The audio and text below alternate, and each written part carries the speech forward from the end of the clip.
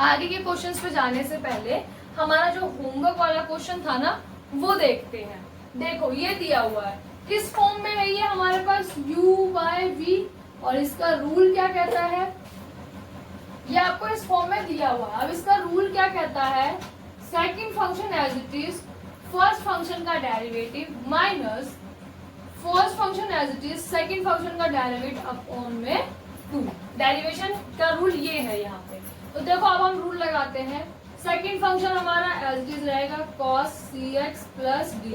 First function का derivation होगा dy by dx sine ax plus B minus first function as it is रहेगा sine ax plus B.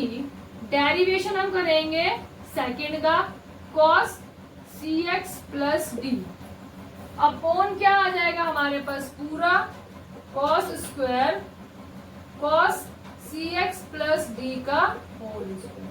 अब धीरे धीरे solve करो। देखो ये तो एज इट इज रहेगा cos cx plus D. Sine का डेरिवेशन क्या होता है cos ax प्लस बी।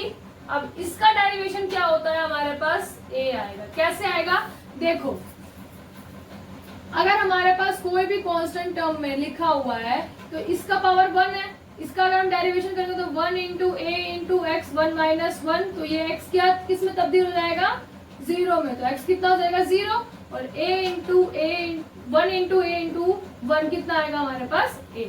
ठीक है, और कांस्टेंट टर्म्स का डेरिवेशन क्या होता है 0। चलो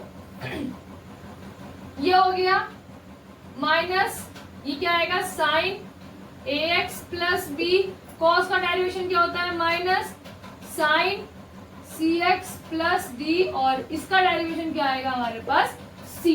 अपॉन क्या आ जाएगा, ये अपॉन इसके लिए लिया हमने, क्या आएगा cos square cx plus D as it is. इसके अपॉन में क्या आएगा ये cos square cx plus D. ठीक है, आप चाहो तो एज इट इज भी लिख सकते हो और आपको पीछे बुक का आंसर जो है वो बनाने का तरीका बता रही हूँ। देखो कैसे है। तो अब आ जाओ, यहाँ माइनस माइनस क्या हो जाएगा प्लस। तो देखो क्या होगा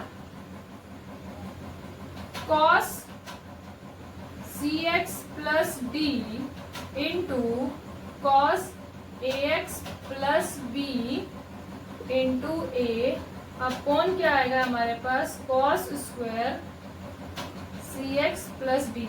तो इसमें से एक cos से ये पूरा एक cos कैंसिल हो गया। ठीक है, और यहां आ जाओ प्लस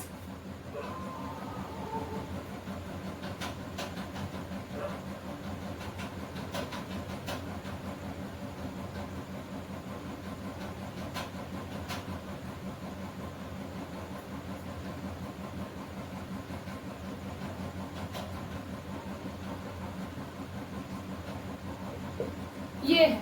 ठीक है, यहाँ मेरे पास एक कॉस बचा है और यहाँ देखो दो कॉस बना लिए मैंने ताकि इसको थोड़ा सिंप्लीफाई करके लिख सके। तो ये जो है हमारा ये किसके इक्वल हो जाएगा, ये हो जाएगा हमारे पास tan cx प्लस डी के इक्वल हो जाएगा। लिख सकती हूँ मैं ऐसा। ठीक है, अब देखो मैं इसको अपॉन में नहीं लिखना चाहती, आप चाहो तो आपका ये आंसर भी बन सकता है, लेकिन मैं ये चाहती हूँ कि इसके अपॉन में ना लिखो क्योंकि आपके बुक के पीछे जो है अपॉन में नहीं दिया हुआ है। तो देखो इसको हम कैसे फॉर्म चेंज करेंगे, यहां बता रही हूँ। ये तो हमारे पास देखो cos एज इट इज आ जाएगा a cos ax plus B. 1 upon cos क्या होता है, 1 अपॉन cos क्या होता है sec। तो हम क्या लिख सकते हैं sec cx प्लस डी। ठीक है, प्लस मैंने आपको बता दिया रीजन क्यों आएगा वहां पर sec। 1 अपॉन cos हमने क्या कर दिया sec कर दिया। अब यहां आ जाओ प्लस c, ये तो हो गया tan हमारा tan cx plus D into ये साइन एज इट इज आ जाएगा हमारे पास sine ax plus B. 1 upon cos as it is यहाँ पर क्या आ जाएगा हमारे पास sec cx प्लस डी। ठीक है, ये हमारा पूरा आंसर आएगा और जब आप बुक चेक करोगे तो बुक में भी आपका 5th का यही आंसर है। किस किस बच्चे का ये आंसर ठीक था, होमवर्क में मुझे मेरे कमेंट सेक्शन में जरूर बताना, ठीक है।